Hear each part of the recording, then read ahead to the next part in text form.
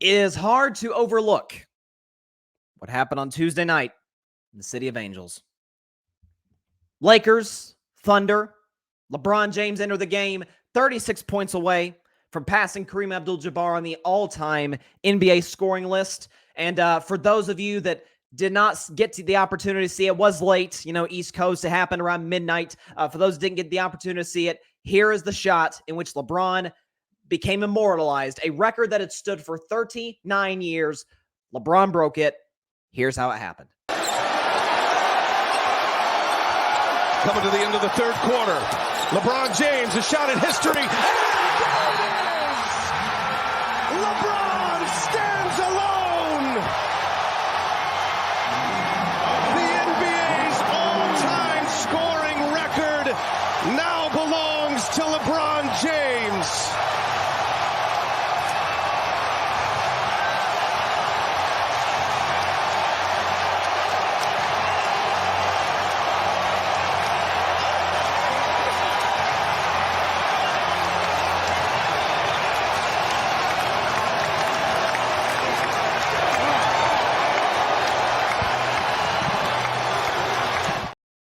A remarkable moment at the Crypto.com arena in Los Angeles.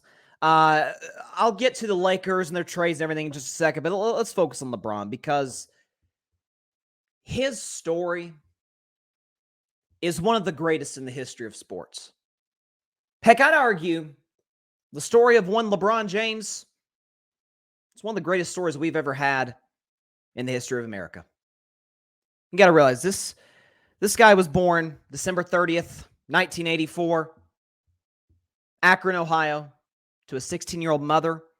He never knew his father growing up. All the pressures that came with being that kid in Akron who, hey, hang on a minute, this kid may have something, to at age 16 as a junior in high school. A Sports Illustrated cover dubbed him simply the chosen one. You got to realize this is at the tail end of Michael Jordan's career. He'd only play one more season after that, about to retire as a member of the Washington Wizards, and already as a high schooler, were said, that's the guy. And that kind of pressure as a 16-year-old would break most kids. Listen, I'd be lying if I said I wouldn't crumble under that type of pressure. It's unbelievable. Drafted a year and a half later by his hometown team, the Cleveland Cavaliers. By year 2, at age 20 years old, he was averaging 27, 7, and 7 as a 20-year-old. For context, by the way, in year 20, he's averaging 38 and 7. It's remarkable what this guy has done over the course of his career. You consider the fact that in 2007, keep in mind, LeBron James at this point is 22 years old. 21 years old, something like that. He leads the Cleveland Cavaliers to the NBA Finals. They got swept by the San Antonio Spurs, a loss and a sweep that folks still hold against LeBron to this day. Despite the fact that the team he lost to is one of the greatest of all time, led by, in my opinion, the 6th greatest player of all time, Tim Duncan, who his second best player was Tony Parker, who won Finals MVP that year, is going to be a Hall of Famer. LeBron James' second best player was something called Zydrunas Ilgauskas. And yet he took that to an NBA Finals. Left Cleveland. The decision, we all remember, 2010. Something that seemed to break the internet at the time. Certainly broke the city of Cleveland. How could you possibly ditch us for Miami? Well, I mean, Dwayne Wade, Chris Bosh, who eventually joined. A culture led by Pat Riley, who had won a championship just 4 years earlier. That can be appealing. Heck, just moving from the city of Cleveland to Miami. That by itself is appealing. 2011, LeBron has the worst moment of his career. Against the Dallas Mavericks, had some bad fourth quarters. Games 4, 5, and 6 to lose the series against the underdog Dallas Mavericks led by Dirk Nowitzki. And we started to question, hey, listen, he's great and all, but is he ever going to get over this hump? A year later, he did. Won the Finals MVP in 2012 against the Oklahoma City Thunder, winning his first championship in year 9. Went back-to-back in 2013, beating The same San Antonio Spurs, who, by the way, this time had a young Kawhi Leonard who had beat him in 2007. Back-to-back championships, back-to-back finals MVPs. Oh, not to mention at this point in time, he had 4 league MVPs by age 30. This is who he was. 2 years later, he leaves Miami to go back to Cleveland. And I remember thinking at the time, the heck are you doing? Listen, Kyrie Irving is incredibly talented. He led the team to 3 straight losing records. LeBron, from the jump, made it clear. If you remember the I'm coming home, all that stuff. He had one goal: win a championship for his hometown. A hometown in Cleveland, Ohio, that had not won a championship since Jim Brown led the Cleveland Browns in 1964.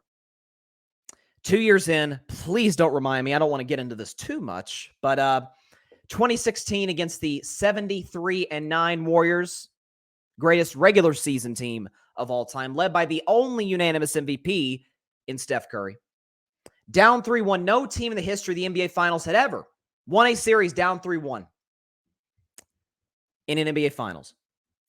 Game 5, Bron drops 41. We're like, oh, okay, he's not going to do that in Game 6. He's like, no, yeah, I will. Drops another 41 in Game 6. And in Game 7, has a triple-double and had one of the greatest plays in NBA history, the iconic block on Andre Iguodala with under 2 minutes to go. Won a championship for Cleveland. The iconic Cleveland, this is for you, quote, a moment that for some vaulted him into the GOAT discussion, and for others vaulted him as the GOAT over the great Michael Jordan, a debate that we will probably have for all time. Goes to LA a few years later. And I remember saying at that time, I didn't have a podcast at that time, but I remember saying LeBron's championship winning days are over. Seemed like he's more focused on business, which I didn't have a problem with. 3 championships, 4 MVPs. You understand that. Year 2, they add Anthony Davis. Lakers are the best team in the NBA.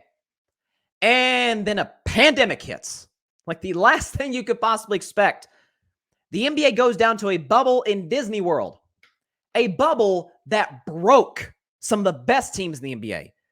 The Bucks, the Rockets, the 76ers, all of these teams we thought could contend. Boston and the Lakers blew through Portland in the first round, blew through Houston in the second round, blew through Denver in the Western Conference Finals, and went on to beat the Miami Heat in the NBA Finals. LeBron won his 4th championship and his 4th Finals MVP, and became the first player in NBA history to lead 3 teams to an NBA championship.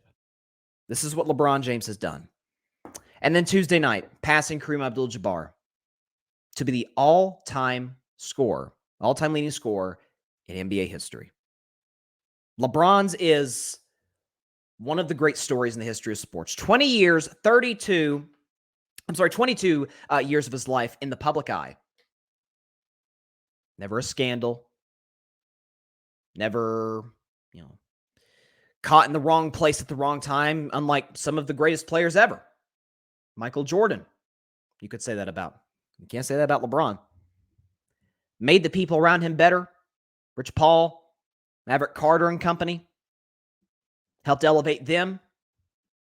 That's kind of what LeBron James has always been. Elevating guys on the court, elevating guys off the court. Building the I Promise School in 2018. We understand what his legacy is and will be as a major voice in social justice. We understand what he's done in terms of philanthropy. And we understand that today, according to Forbes, he's a billionaire. The first NBA player first ever current NBA player to do that. In business, he's excelled. In philanthropy, he's excelled. On the court, obviously, he's excelled. What more can you say? LeBron James, the all-time leading scorer in NBA history, and the scary part about it is when he's done, and he said minimum, he's got at least another 2 good years left in him. He obviously wants to play with his son, Bronny James, once he comes in the NBA pretty soon. I'm not so sure this record won't be unbreakable. We thought that about Kareem, and for 39 years, that was the case from 1984 to 2023.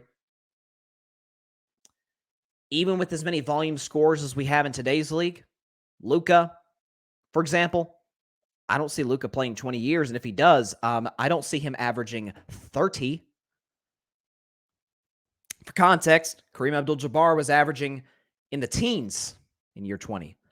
LeBron James is in the top 5 in the NBA in scoring, not to mention to go along with 8 assists and 7 rebounds.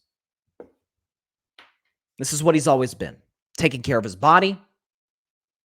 This notion, and that's something else about LeBron James, the false narratives that have surrounded him. He's not a great scorer. Well, obviously just the record by itself makes him an all-time great scorer, but he averages 27 a game for his career, does it with remarkable efficiency.